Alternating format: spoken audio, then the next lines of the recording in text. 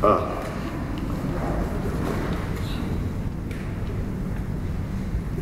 we go. Thank you very much. Let me.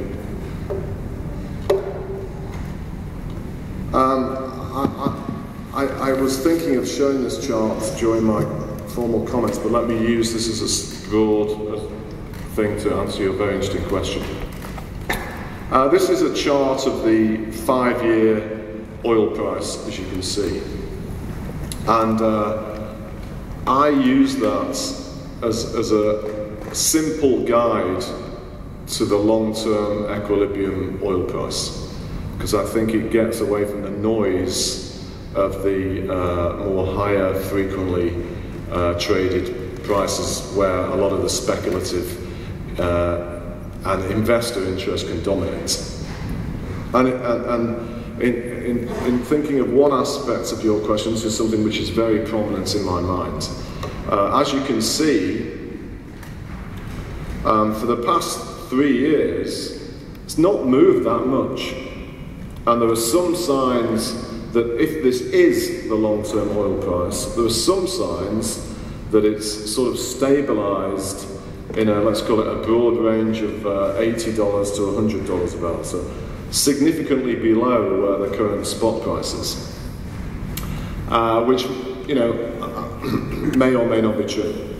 I wasted 3 years of my life doing a PhD over 30 years ago on the topic of oil and what happens to it, and what I learned was, don't try and forecast oil prices. But there was something happened to make that change.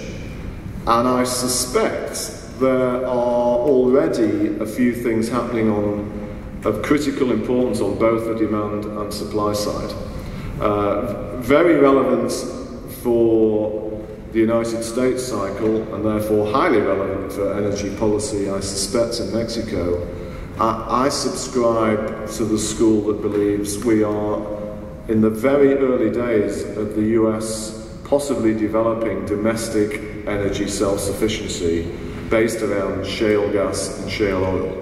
Whether that can be or not is going to greatly depend on, amongst other things, politics and how powerful the environmental lobby is on this exact topic. But if you look at natural gas prices, for example, dropped in the past month to 10-year lows, and many US industries are migrating, or particularly ones that use natural gas, appear to be also in the early stages of migrating back to the US because it now makes it so competitive for them. DuPont, Dow Chemical are two that have said that publicly. So there may be some things going on in other parts of the world that are less prominently discussed in this regard too. I know with great, one of my close colleagues is a Ukrainian woman, and she pointed out to me a story 2 weeks ago that the Ukraine has now discovered shale gas reserves that would promote it to being a substantial producer. So it seems to me on the supply side there is some quite interesting things already happening. And then on the demand side, and here China is so critical.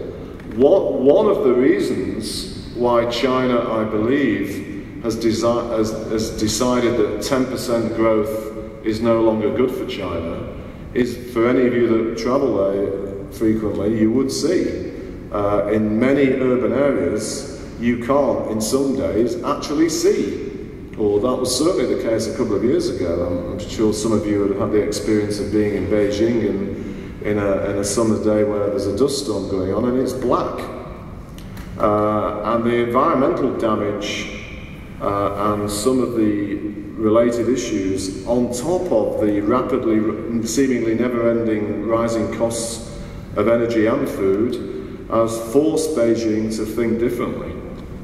And they are deliberately pursuing policies to constrain the output of highly polluting industries, as well as trying to search for the growth of alternatives themselves.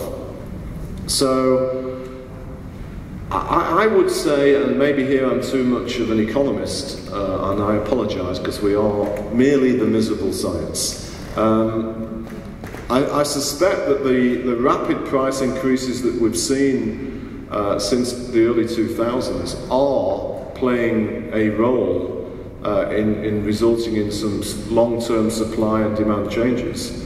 Whether they are in the slightest bit sufficient to deal with the considerable challenges related to climate change, I also don't feel qualified to say, but it seems to me there are definitely some important things that are changing already.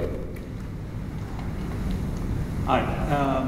In most of your charts, Mexico appears right next to Turkey. Right next to Turkey? Turkey. Obviously, being Turkey east of Europe, as you mentioned, is more in the mind of UK investors. How would you compare investing in both countries, and it will be advisable for Mexican companies to try to notice that for UK investors? Gosh. You know, let me. I don't know. Move, physically move. I have to say, I personally think Turkey is a remarkably interesting country right now at this point in time. I often find on the rare occasions I go to Istanbul, it is arguably the most interesting and important city for the whole of Europe, Middle East and Africa, in my opinion. And Istanbul is quite wonderful and fascinating. So I think it is tough to compete with that because it sits in such a unique geography, particularly with the remarkable things going on in the Middle East and Africa. And I'm of the school that believes Turkey could be, or should be, an example for what Egypt and others aspire towards, a Muslim-based country that wants to participate in the values of a global capitalist system for its own people. So I'm not sure that Mexico can try and compete with Turkey on that sense, because geographically, you know, you don't have the same things. I also, as an aside, think Turkey has very strong demographics, which make it, from a longer-term perspective, highly appealing for forward-looking, pro-European policymakers, which doesn't seem to include too many of the current ones. So Turkey has got a lot of things which is not easy for Mexico to try and compare itself with. So I'm not sure if it's a sensible thing to do. What I would personally do is look to some of these GS scores and point out where Mexico is good relative to other countries today, and insofar as I could influence policy, I would say, here's your challenge. In the areas where Mexico is weak relative to Korea, rule of law, corruption, political stability, for example, and in some things related to technology, make those, you know, that's what we're going to get cracked. And when we get those cracked, we're going to have less volatility, oil's going to be less important for us, it won't make any difference that we're next to the United States. This is Mexico of the future. Thank you very much. Okay. Okay, one final question. Just talking about the asset allocation, you said, well, with the GSA or the other criteria, you're setting a neutral portfolio. So if we believe in the growth of the growth markets, we will have to overweight or not?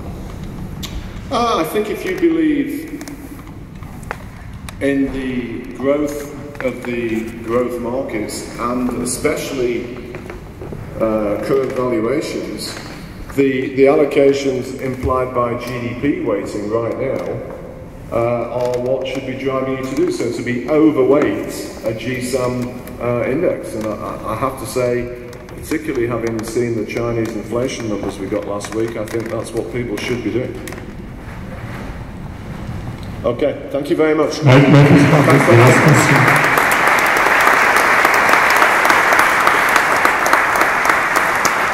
Can I just have the last question?